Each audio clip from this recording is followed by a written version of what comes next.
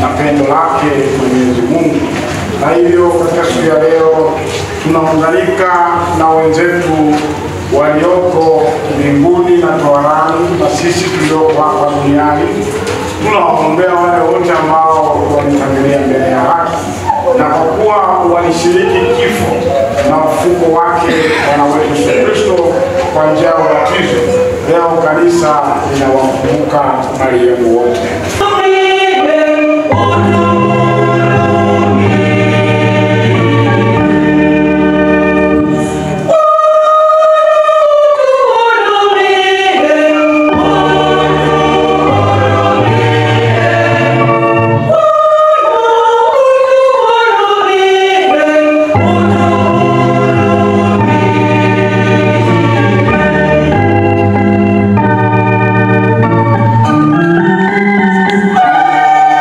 Oh,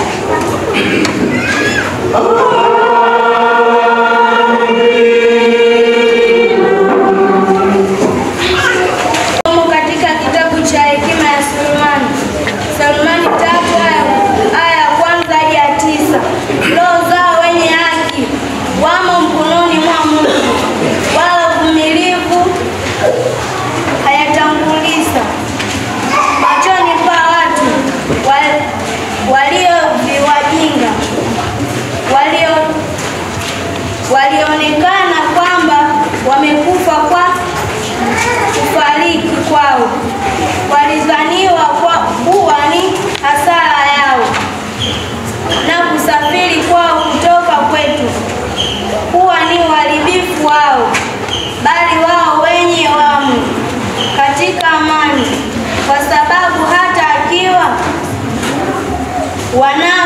wanavyo watu wanavyoharibiwa, hata hivyo taraja leo hadi mema.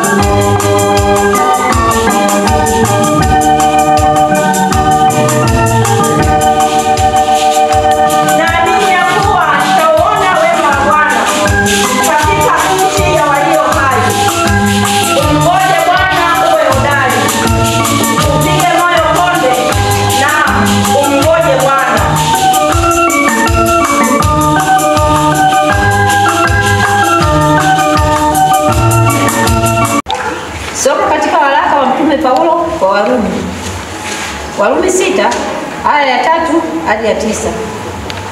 Amfahamu ya kuwa sisi sote tulibatizwa katika Kristo Yesu katika mauti yake, kusudi kama Kristo alipofufuka katika wafu kwa njia ya utukufu wa Baba, hivyo hivyo na sisi tuenende katika upya wa uzima.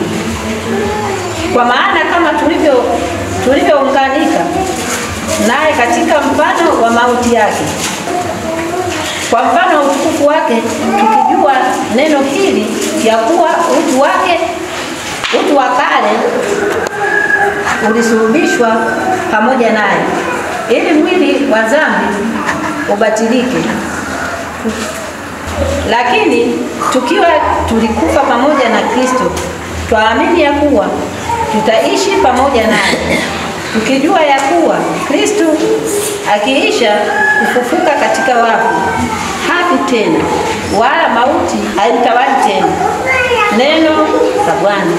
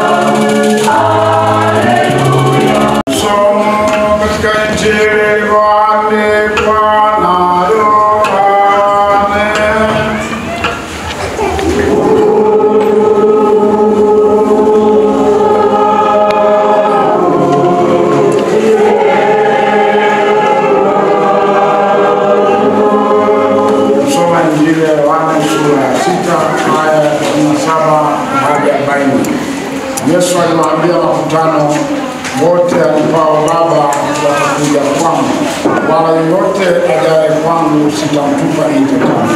Kwa kuwa mimi sikushuka kutoka mbinguni ili niyafanye mapenzi yangu, bali mapenzi yake aliyenipeleka. Na mapenzi yake aliyenipeleka ni haya, ya kwamba katika wote alionipa nisimpoteze hata mmoja, bali nimfufue siku ya mwisho. Kwa kuwa mapenzi ya Baba yangu ni haya, ya kwamba kila amtazamaye Mwana na kumwamini yeye awe na uzima wa milele, nami nitamfufua siku ya mwisho.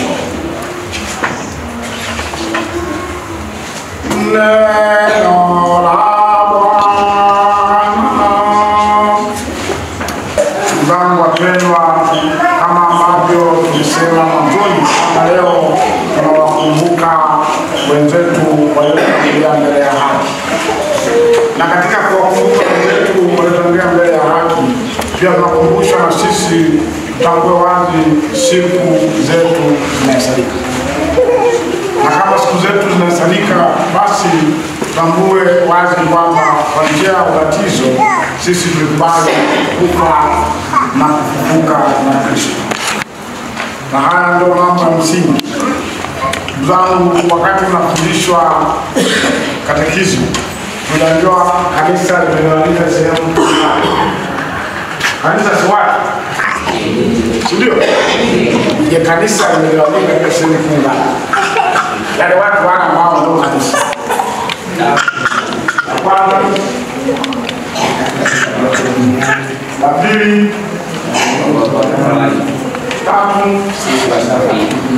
Kwa hiyo mchanganyiko huo kwamba kanisa limegawanyika katika sehemu tatu. Sisi ambao duniani ambao katika kipindi hiki cha jubilei tunasemaje? Salamu, nasemaje ile salamu? Abdul. Kabisa salamu ya jubilei nasemaje? Mahujaji katika matumaini. Mahujaji Katika matumaini. Kwa mahujaji ni sehemu ya kanisa. Mahujaji maana wasafiri. Sawa, kwa ni mahujaji katika matumaini. Kwa katika hili sisi ambao tuko hapa duniani tunaishi kwa matumaini, tukiamini kwamba Kristo alikufa akafufuka, na katika yeye hata sisi tutakufa na kwa nini? Hilo ndio sema kwanza ya kanisa ambao ndio sisi mahujaji katika matumaini. Lakini sehemu ya pili ya kanisa ni wenzetu walioko Korani, tunawaombea ili waweze kupata nafasi ya kuweza kukutana na Mwenyezi Mungu. Sehemu ya tatu ni wenzetu watakatifu walioko mbinguni ambao pia tumesali jana. Sisi wa watakatifu wote. Kwa kuna mtu asema kama kuombea marehemu, unajua kuna changamoto sio? Yaani shida iko kichwani. Hajaelewa, alikuja toka batizo na maji mengi hapa ikawa waelewe. Ndio maana. Yaani baada ya kubatizo maji mengi tukaachana tukaondoka. Tunaombea marehemu ili waweze kuendelea kupumzika kwa amani. Kwa hiyo katika maana hii kwamba kanisa linawakumbuka marehemu wote, na hawa marehemu tunaowakumbuka ni watu ambao ni sehemu ya kanisa, si ndio? Na watakatifu sehemu ya kanisa, si wanatuombea? Kwa hiyo kama mtu anasema siwezi kuombea marehemu, maana anakataa watu ambao ni sehemu ya nini? Tumeelewa. Wakija hawa ambao wanasoma vitabu haraka haraka, hao tunaombea marehemu nini? Sisi tunaamini kwamba hao wenzetu pia ni sehemu yetu, na ndio maana katika kipindi hiki lazima pia twende tukasafishe walipopumzika wenzetu. Tumesafisha walipopumzika wenzetu, tumesafisha makaburi, lazima tukasafishe, si ndio? Kwa hiyo kumbukumbu hii ya leo inatupa nafasi ya kwamba Kristo yeye mwenyewe anasema pale palipo na dhambi zaidi, neema ya Mungu ni zaidi. Na ndio maana anasema daima hakuna kitakacho kutenganisha na upendo wa Kristo, na hasa kwa sababu tuna matumaini. Kwa hiyo tusiogope. Ukweli ni kwamba kila mmoja wetu hapa atakufa, sio? Hata mimi nitakufa. Kwa hiyo siku zetu zinahesabika. Lazima tukubaliane, lazima kufanya maandalizi, lazima kujua kwamba iko siku parapanda itakuja. Yaani uogope, usiogope, itafika. Kwa hiyo tuendelee kuwa na matumaini ya kwamba kwa tukubali kubatizwa katika mateso ya Kristo na kifo chake, na mwishoni tutafufuka. Na hivi imani hiyo ndio inatupa matumaini ya kuendelea kuwaombea wenzetu na kujiombea na sisi wenyewe, ili kanisa hili ambalo limeunganika na wenzetu walioko mbinguni na mtoharani liendelee kuwa msingi thabiti wa kuomba imani katika maisha yetu. Kwa kila mmoja wetu kwa nafasi yake tuombee amani, ili katika dunia hii iliyoko hapa na wenzetu walioko toharani tuweze kumlaki Mwenyezi Mungu kama ambavyo inasema mahujaji katika matumaini. Matumaini ndio kitu cha msingi, na ndio maana tutaogopa. Mwenyezi Mungu anajua miili yetu. Mtakatifu Paulo alisema ni hekalu la Roho Mtakatifu, lakini hatuogopi kwa sababu miili hii itakuja kuwa ni miili ya utukufu, na ndio maana tutaungana na Kristo na kukutana uso kwa uso na yeye ambaye anajua tulikotoka na tunakokwenda. Raha ya milele uwape Bwana, wapumzike kwa amani. Waamini wapendwa, katika sala kuu tunaulizwa kwa maneno haya: waumini wako hawataondolewa uzima ila kugeuzwa tunu.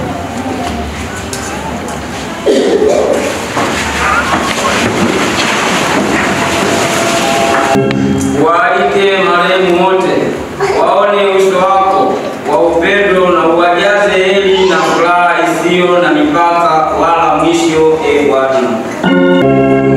Watulize wale wote waliofiwa na kuachwa bila msaada na ulinzi, e Bwana.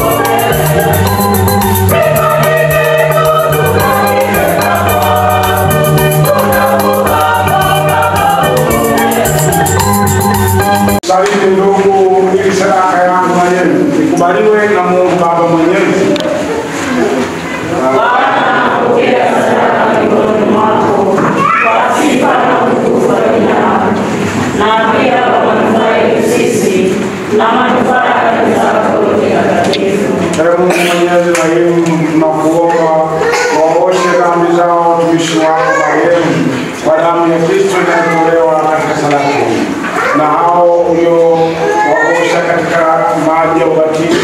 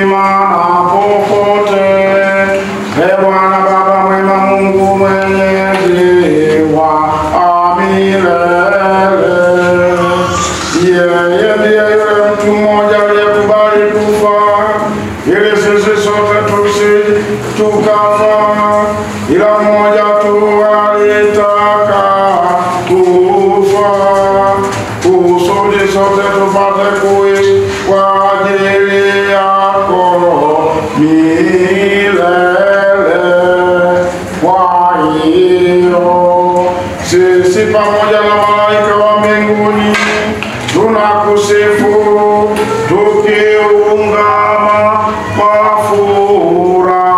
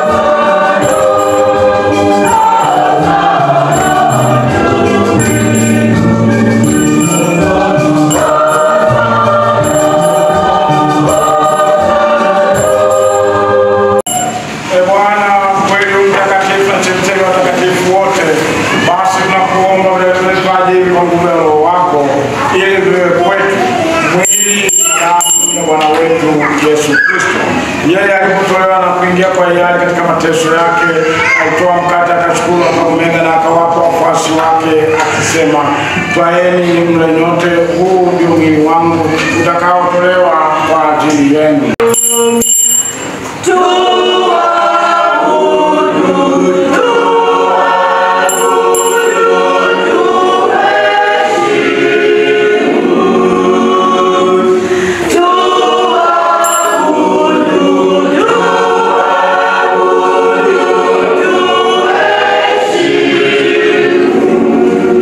Fumbo la imani.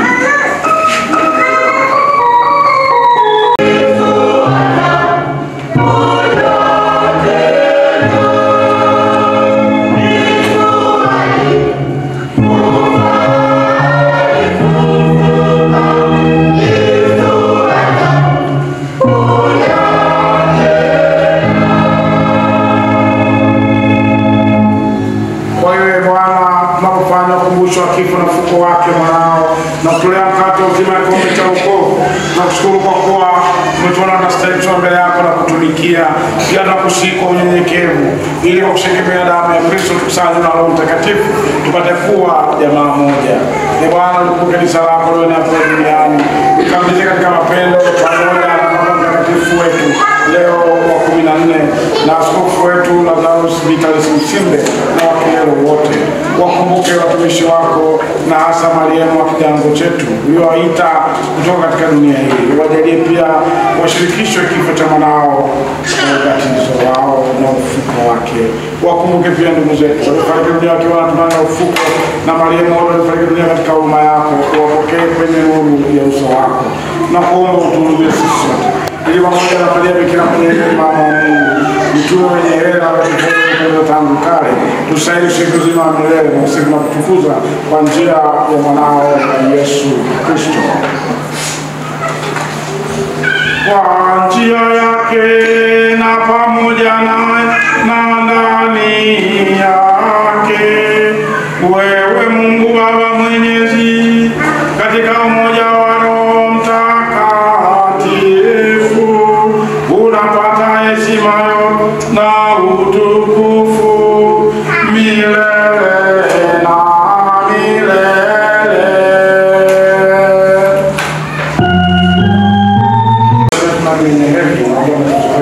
Yesu Kristo ufalme wako na nguvu na utukufu hata milele. Bwana Yesu Kristo, niambie mtume wako amana tena manyangu na wapa dhambi zetu na kanisa tuelelea maana moja kama walivyo mapenzi yako, na ishi na kutawala milele na milele. Amen. Amani ya Bwana iwe daima nanyi na iwe rohoni mwako. Peane amani ya Kristo.